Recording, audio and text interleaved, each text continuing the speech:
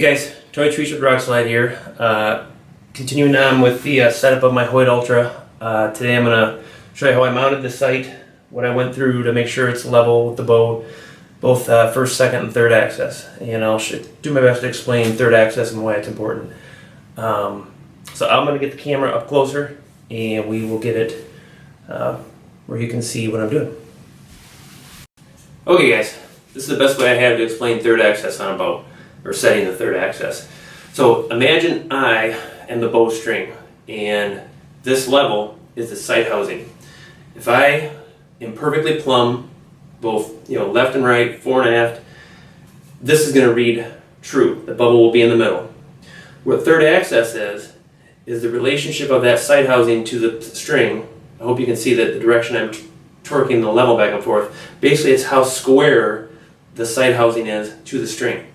When you're on flat ground, it's not really that important, or not important at all, because if you watch, you probably can't see the bubble, but I can torque this level back and forth, way out of square to my string, and the bubble still reads good. Your pins are going to stay vertical as that shifts back and forth out of square. If you can imagine, when you introduce an inclination, as the bow is tipped to shoot downhill, if this is perfectly square with the bowstring, my chest right now, the bubble will still read good. What happens is if you don't have that sight housing square, you can see how the instant I torque that left and right, same way as it was here. See here, we can keep the bubble in the middle. But imagine if I just torque that a little bit, it's nice and level. As soon as I start bending at the waist, it's way off the side. Now to correct that, you have to tip your bowstring way over. Now that's good. You shoot like that, you're going to miss left about 10 feet. Sight housing, third axis is keeping your sight housing square to the string. So that when you are at an inclination, or shooting uphill or downhill, your bubble, while it reads level, your pins are vertical, or the path of your slider is vertical. Otherwise, if that sight housing is not square, you're going to have to tweak your bow way over. Maybe the opposite. If I torque it like this, if the sight housing was out of square, and obviously this is an extreme. Your sight housing isn't going to be that bad, but you can see what I'm saying. The bubble is level. Second I bend at the waist, now it's way off. I got to tip that far over. Your string is no longer plumb, the bow is no longer plumb, the sight is no longer plumb. So third axis is getting the sight housing square to the string.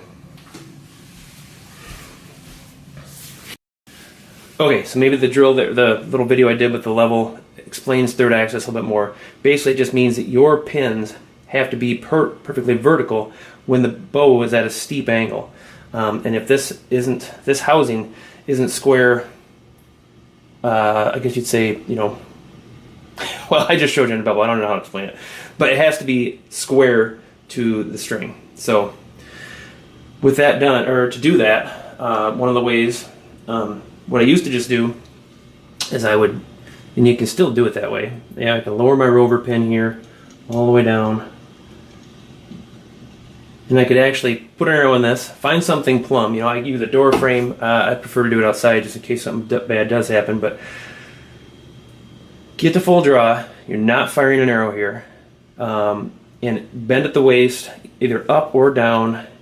And you want to look at your pins on whatever you've discovered to be already plumb with a checked with a level, whether that be a door frame or outside. I use a post on the deck that I know is plumb. I know the guy who built it. He's an alright guy.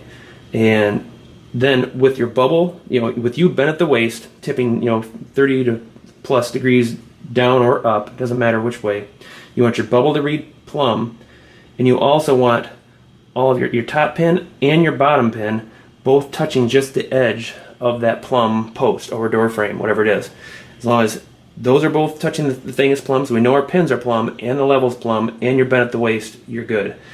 Real quick way to do that without doing that, or I should say without having to use your pins, you can use this rod on this. Hamsky's little level here is pretty cool. So that just mounts onto there. The bubble does read true. Now when you come to full draw, do not look at this little bubble on the Hamskea. The bubble is only for the first access. For right now it reads good because the bow is plumb. It's perfectly plumb. But we're going to be looking at this rod right here. And it doesn't necessarily have to line up with your pins because we know our pins and it are parallel. Everything's plumb right now. This little bar, these pins, this right here, right now while we're static in this plumb picture. But what you're going to do, using this, you're going to take the bow out of the vise, obviously, not load narrow, get to your door jamb or your post outside, whatever it is that you know is already plumb, come to full draw, bend at the waist, ignore the Hamskea bubble, but watch your bubble right here. You want your bubble reading level, and you want this bar, or maybe the tips of it, just intersecting that line that we already know is plumb on the door jamb and or post, whatever it is, a column outside. Then basically what we know is when we're shooting severe up or downhill, our pins are vertical and plumb when our bubble reads level. I hope that makes sense. Anyways, I'm going to edit these guys together. Hopefully this video will make a little sense because it didn't make a whole lot of sense when I was putting it together. We'll see how it goes. Let me know if you got questions and I'll try to work through it the best I can. When it comes down to it though, once you do all this, get out and practice in as steep a terrain as you can find.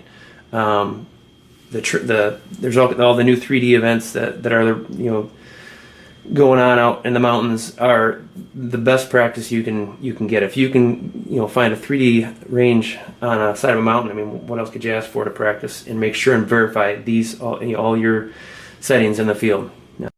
Okay, so you took your bow out, you had your little Hamskea tool attached to here to line up these ends of the Hamskea tool with your plumb column when you're shooting way up or way downhill, or you used your pins, your lowest pin and your highest pin, to line them up on that column we already know is plumb when you're bending at the waist up or down.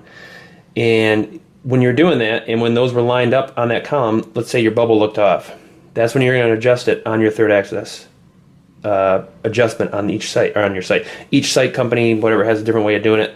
On the option archery right here, it's these two little Allen screws right here and right here.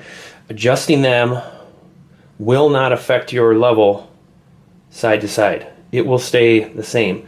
What it's going to do is it's going to make the vial of that bubble torque left or right. I guess you'd say just like we were doing with the level and the explanation of third axis, it's going to move it back and forth. And essentially what you want is to come up with is when you're bent at the waist and we already have our pins or our Hamskea tool lined up with that vertical column that we already know is vertical, it reads level on the vial, on the bubble. And that might mean loosen this side, tighten this side, or loosen this side, tighten that side, and that will literally rock in there. And that's how you set your third axis. But just remember that the whole idea is you want, when your bow is plumb to start with, to set your second axis, your levels reading level. Bow plumb, both directions, bubble level. Third axis, when you're shooting over 30 degrees, I try to shoot for like a 45-degree angle, up or down, that when you line up with something, and we'll just say with this Hamskea tool, with it mounted here, this vertical rod, which also matches and is parallel with your bowstring, lines up with something we've already established as plumb via like a door frame or a column outside. So the bow is shooting up or downhill. This is lined up, the very tips of it are lined right up with the edge of our column outside, and our bubble reads true. That means your sight housing is square to your string, or at least your bubble is, and your pins will shoot true. Remember, get out after you do this and shoot uphill and downhill and verify it before you go out in the field and figure out you did something wrong. Get it figured out before season comes. Good luck, guys.